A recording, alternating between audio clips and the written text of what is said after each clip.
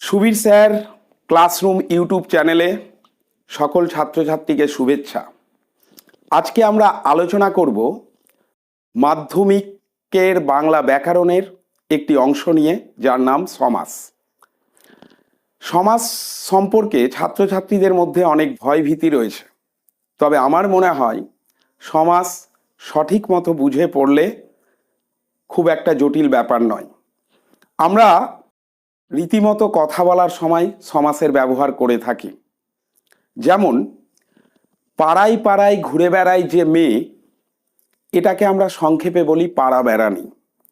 অর্থাৎ পাড়ায় পাড়ায় ঘুরে বেড়ায় যে, এই এতগুলো পদকে আমরা একটা ছোট শব্দ দিয়ে প্রকাশ করলাম, যার নাম পাড়া বেড়ানি। এই যে অনেকগুলো পদকে একটা পদের দ্বারা প্রকাশ করা, ব্যাকরণে একেই বলে সমাস। সমাস শব্দের অর্থ কি? সমাস শব্দের ব্যুৎপত্তি হলো সম পূর্বক অজ ধাতু যুক্ত অ, এবং এর অর্থ হচ্ছে সংক্ষেপ বা সংক্ষেপীকরণ। তাহলে সম পূর্বক অজ ধাতু থেকে এসছে এবং অপ্রত্যয় যুক্ত হয়ে সমাস শব্দটি গঠিত হয়েছে, এবং যার অর্থ সংক্ষেপ বা অনেকে বলে সংক্ষেপীকরণ। তাহলে সমাসের কাজ কি? সমাসের কাজ অনেক রকম হতে পারে। এক, সমাস কি করে? বাক্যকে সংক্ষেপে প্রকাশ করে। বাক্যকে সংক্ষেপে প্রকাশ করে সমাস। দুই, অনেকগুলো পদকে এক পদে পরিণত করে, অর্থাৎ সমস্ত পদ যা বাক্যের মধ্যে রয়েছে তা একটি পদে পরিবর্তন করে।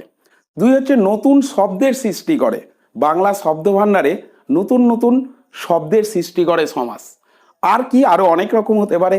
শ্রম সাশ্রয় করে, সময় সাশ্রয় করে, কাগজ কালি সাশ্রয় করে, এরকম অনেক কাজ রয়েছে সমাসের। তাহলে সমাসের কাজ আবারও বলি: এক, বাক্যকে সংক্ষেপে প্রকাশ করা। দুই, সবগুলো পদকে একটি পদে পরিণত করা।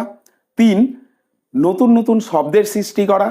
আর শ্রম সাশ্রয় করা, সময় সাশ্রয় করা, কাগজ সাশ্রয় করা, কালি সাশ্রয় করা, এগুলো সবগুলোই সমাসের কাজ।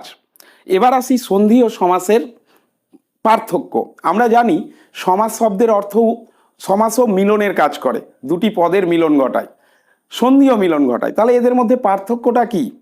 সন্ধিতে এক বর্ণের সাথে আর এক বর্ণের মিলন ঘটে, অর্থাৎ প্রথম শব্দের শেষ বর্ণ এবং দ্বিতীয় শব্দের প্রথম বর্ণ মিলে একটা বর্ণে পরিণত হয়, যাকে বলা হয় সন্ধি। যেমন দেবালয় শব্দটি ভাঙলে প্রথম শব্দের দেবের অ শেষ বর্ণ এবং আলয়ের আ মিলে আ হয়, দিয়ে হয় দেবালয়।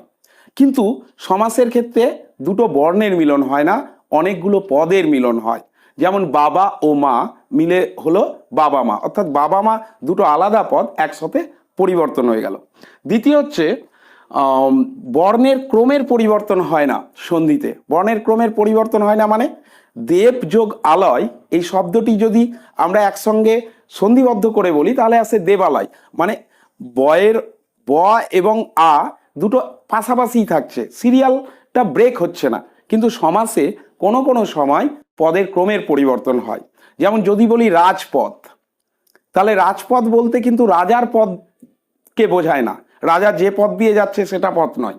উল্টো করে বলতে গেলে পথের রাজা বলা হয়, অর্থাৎ রাজার পথ হওয়া উচিত ছিল ক্রম অনুযায়ী, কিন্তু সমাসের ক্ষেত্রে সেটা হয়ে গেল পথের রাজা, অর্থাৎ যে পথের মধ্যে শ্রেষ্ঠ তাকেই বলা হয় রাজপথ। আবার হচ্ছে প্রতিটি পদের অর্থ প্রাধান্য থাকে সন্ধিতে। যেমন দেব যোগ আলয়, এখানে দেব মানে দেবতা আর আলয় মানে গৃহ, অর্থাৎ দেবালয় মানে মন্দির বা দেবতার গৃহকে বোঝায়। এখানে দেবতারও একটা অর্থ আছে আর আলয়েরও একটা আছে। কিন্তু সমাসে দ্বন্দ্ব সমাস ছাড়া অন্যান্য সমস্ত সমাসের ক্ষেত্রে কিন্তু প্রতিটি পদের অর্থ বজায় নাও থাকতে পারে। কোনোটাতে পরপদের অর্থ প্রাধান্য পায়, কোনোটাতে পূর্বপদের অর্থ প্রাধান্য পায়, কোনোটাতে আবার ভিন্ন কোনো অর্থ প্রাধান্য পায়। তাহলে এটাও একটা পার্থক্য। তাহলে আবারও আসি, সমাস হচ্ছে ব্যুৎপত্তি সম অযুক্ত অ এবং এর অর্থ হচ্ছে সংক্ষেপ। সমাসের কাজ হচ্ছে বাক্যকে সংক্ষেপে প্রকাশ করা, অনেকগুলো পদকে এক পদে পরিণত করা, নতুন শব্দ তৈরি করা, শ্রম সাশ্রয় করা, সময় সাশ্রয় করা। সন্ধি ও সমাসের পার্থক্য কি? দুটি বর্ণের মিলন হচ্ছে সন্ধি, আর দুটি পদের মিলন হচ্ছে, দুটি বা তার বেশি পদের মিলন হচ্ছে সমাস। সন্ধিতে বর্ণের ক্রমের পরিবর্তন হয় না, কিন্তু সমাসে পদের ক্রমের পরিবর্তন হয়। সন্ধিতে প্রতিটি পদের অর্থ প্রাধান্য থাকে, কিন্তু সমাসে প্রতিটি পদের অর্থ প্রাধান্য নাও থাকতে পারে।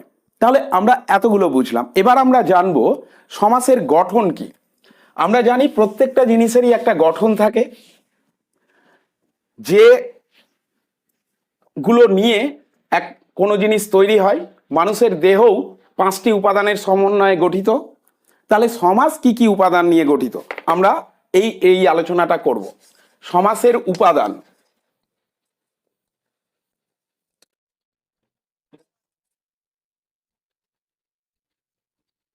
কি কি উপাদান আছে সমাসের? এক, সমাসবদ্ধ পদ, না, এক হচ্ছে ব্যাস বাক্য।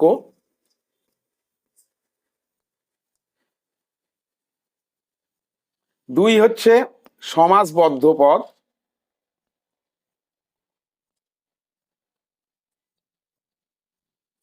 তিন হচ্ছে সমস্যমান পদ।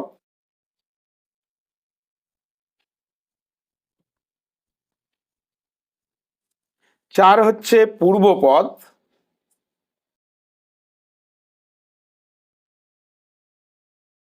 পাঁচ হচ্ছে পরপদ।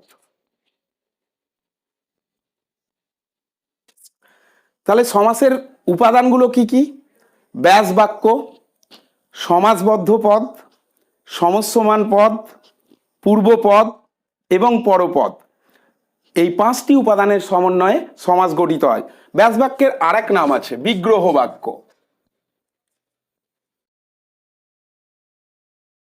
সমাসবদ্ধ পদের আরো নাম আছে সমস্ত পদ।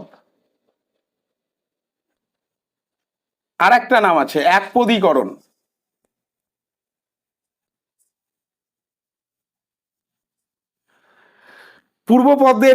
পরপদের আরেকটা নাম আছে উত্তর পদ। তাহলে ব্যাস বাক্য বা বিগ্রহ বাক্য, সমাসবদ্ধ পদ বা সমস্ত পদ বা একপদীকরণ, সমস্যমান পদ, পূর্বপদ এবং পরপদ বা উত্তরপদ, এই 5টি উপাদানের সমন্বয়ে সমাস গঠিত হয়। আমরা একটা উদাহরণের সাহায্যে ব্যাপারটা বুঝে নেওয়ার চেষ্টা করব। ধরো একটা লিখলাম রান্নার জন্য ঘর। রান্নার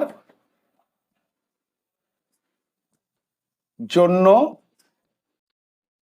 তৈরি ঘর, এটা আমরা বলি সংক্ষেপে রান্নাঘর। রান্নাঘর বলি সংক্ষেপে। তাহলে এটাকে আমরা এই উদাহরণের সাহায্যে বোঝার চেষ্টা করব যে কোনটা কি। এই যে বড় বাক্যটা দেখা যাচ্ছে, যাতে অনেকগুলো পদ আছে, এই বড় বাক্যটাকে বলা হয় ব্যাস বাক্য। সংজ্ঞাটা। আর এই যে ছোট পদটা রয়েছে, এটাকে বলা হয় সমাসবদ্ধ পদ। বদ্ধ পদ। তাহলে কি আসলাম? ব্যাস বাক্য কোনটা? বড় বাক্যটা। আর বড় বাক্যের সবগুলো পদ মিলিত হয়ে যখন একটা পদ তৈরি হচ্ছে, তখন সেটাকে বলা হয় সমাসবদ্ধ পদ।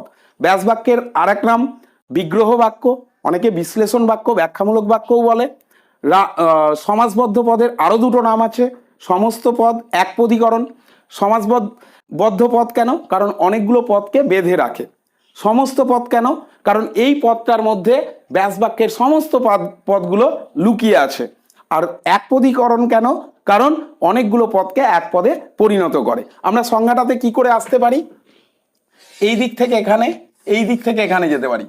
তাহলে সংজ্ঞাটা যদি বলি যে সমাসবদ্ধ পদকে যে বাক্যের দ্বারা বোঝানো হয় বা ব্যাখ্যা করা হয়, তাকে বলা হয় ব্যাস বাক্য। আবার সমাসবদ্ধ পদ কাকে বলি? ব্যাস বাক্যের প্রত্যেকটি পদ মিলে যখন একটি পদে পরিণত হয়, তখন তাকে বলা হয় সমাসবদ্ধ পদ বা সমস্ত পদ। এবার আসি সমস্যমান পদ। ব্যাস সমাসবদ্ধ পদ কোনটা? রান্না ঘর। এখানে দেখো দুটো রয়েছে, একটা রান্না, একটা ঘর। এই দুটো পদকে এককভাবে বলা হয় সমস্যমান পদ। কোন পদটাকে? সমাসবদ্ধ পদের প্রত্যেকটি পদকে আলাদা আলাদা করে বলা হয় সমস্যমান পদ। মান পদ। তারপরে পূর্বপদ কাকে বলে, পরপদ কাকে বলে? আবারও আসি, রান্নাঘরকে যদি ভাঙি,